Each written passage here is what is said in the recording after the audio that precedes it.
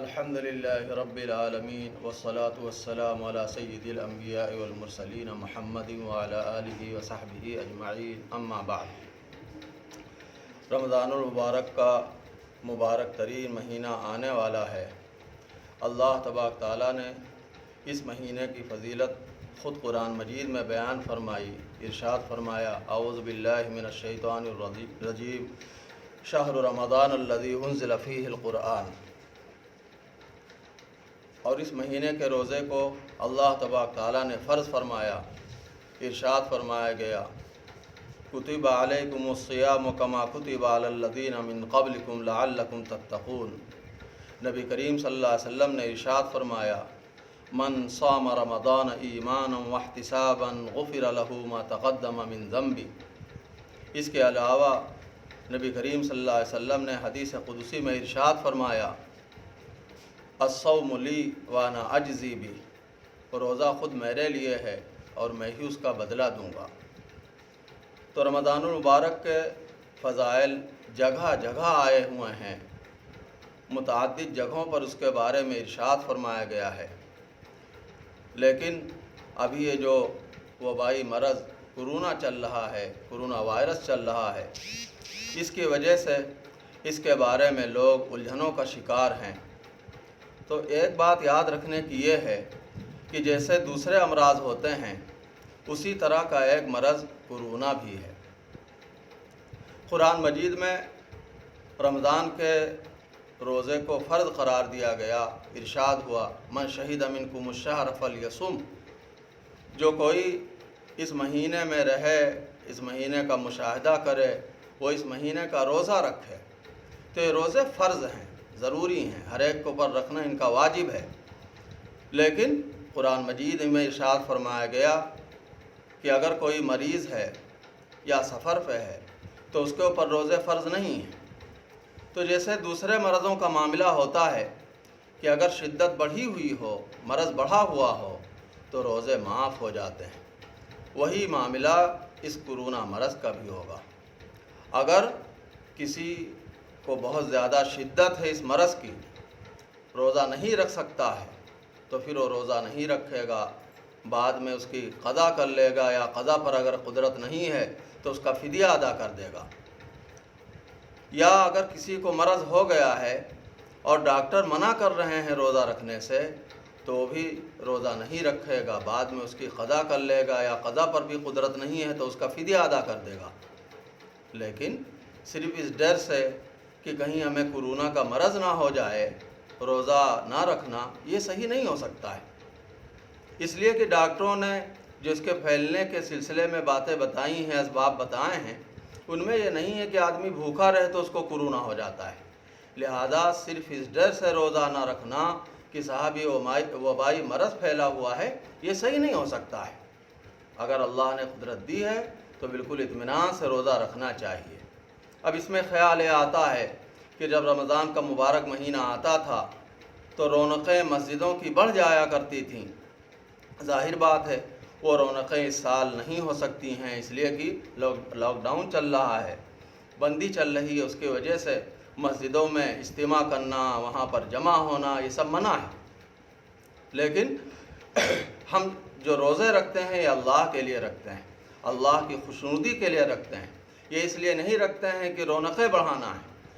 اور اللہ تبارک تعالیٰ ہمارے ان اعمال کو، ہمارے روزوں کو، ہماری نمازوں کو دیکھ رہا ہے۔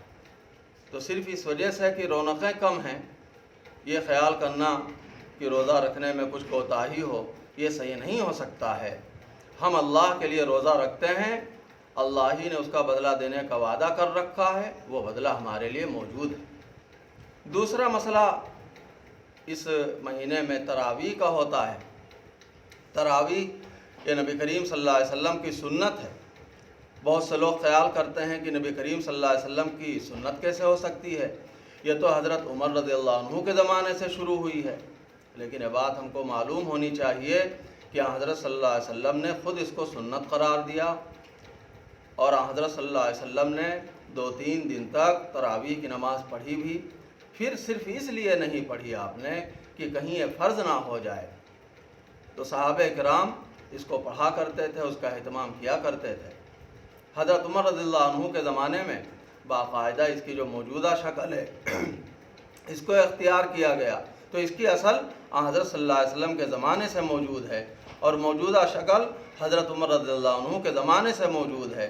اور حضرت صلی اللہ علیہ وسلم نے خود فرمایا کہ علیکم بسنتی و سنت الخلفاء الراشدین المہدیین، یہ حضرت صلی اللہ علیہ وسلم نے خود فرمایا ہے، لہذا اس سنت کا اختیار کرنا ہمارے لیے بہت ہی لازمی چیز ہے، اس کو اختیار کرنا چاہیے۔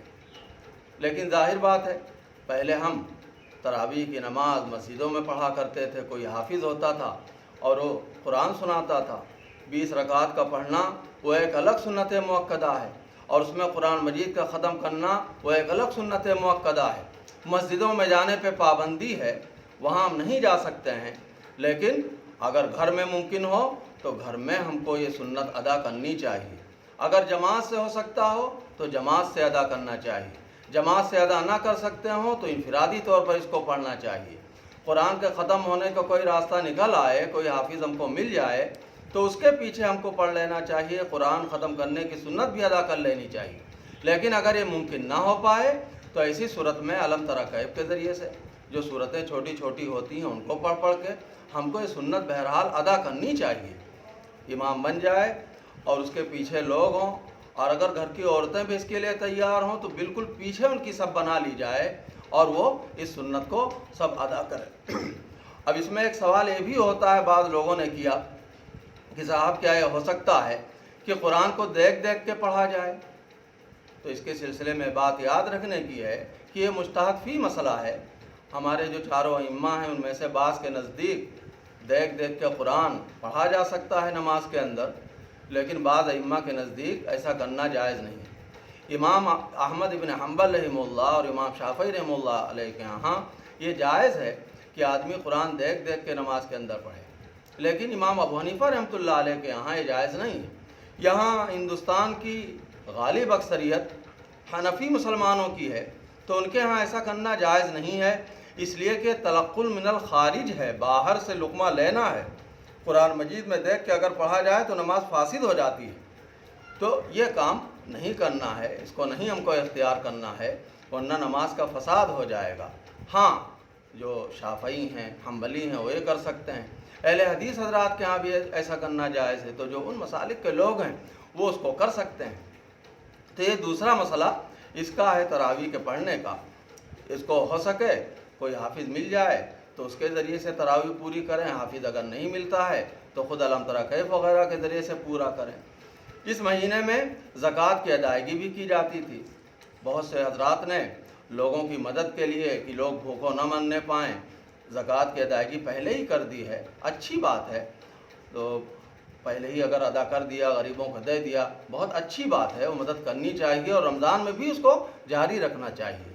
رمضان میں افطاری وغیرہ کے لیے بھی جمع نہیں ہونا چاہیے، جس طریقے سے مسجدوں میں اجتماع نہیں ہو رہا ہے ایسے ہی بہت سی جگہوں پر یہ ہوتا تھا، مسجدوں میں بھی ہوتا تھا اور دوسری جگہوں بھی ہوتا تھا کہ لوگ مل جل کے افطاری کرتے تھے، لیکن حکومت کی طرف سے پابندی ہے تو اس کا بھی اہتمام کرنا چاہیے کہ اکٹھا نہ ہونے پائیں، چند لوگ ہی افطاری کریں، گھر کے لوگ ہی مل کے افطاری کریں، اس میں کوئی حرج کی بات نہیں ہے۔ زکوٰۃ کی جو ادائیگی ہے اس میں بہت بڑی تعداد میں جو اہل مدارس ہیں ان کو زکوٰۃ کی رقم دی جاتی تھی، اور دوسری رقمیں بھی اس مہینے میں دی جاتی تھیں کہ بڑا ثواب اس کا ہوگا، اور اس مہینے میں وہ چندے وغیرہ ہو نہیں سکتے ہیں، لیکن یہ مدارس مسلمانوں کے لیے ریڑھ کی ہڈی کا کام کرتے ہیں۔ اگر مدارس نہ ہوں تو دین کی بقا یہاں پر مشکل ہو جائے گی، تو ہم کو اس کا اہتمام کرنا چاہیے، اس کا خیال رکھنا چاہیے کہ اب سفیر نہیں آ سکتے، لیکن جن مدارس کی ہم مدد کرتے رہیں ابھی تک، ایسا نہ ہو کہ ہماری مدد نہ کرنے کی وجہ سے مدارس بند ہو جائیں، تو ہم کو خود ہی اس کی فکر کرنا چاہیے کہ کسی نہ کسی طریقے سے یہ رقمیں ان کو مل جائیں۔ تو یہ چند باتیں ہیں جو رمضان المبارک کے متعلق ہم نے عرض کی ہیں، اور جہاں تک ان کے مسائل کا تعلق ہے انشاءاللہ بعد میں ان کے بارے میں کچھ باتیں عرض کی جائیں گی۔ اللہ تبارک تعالی عمل کی توفیق نصیب فرمائے۔ وآخر دعوانا الحمدللہ رب العالمین۔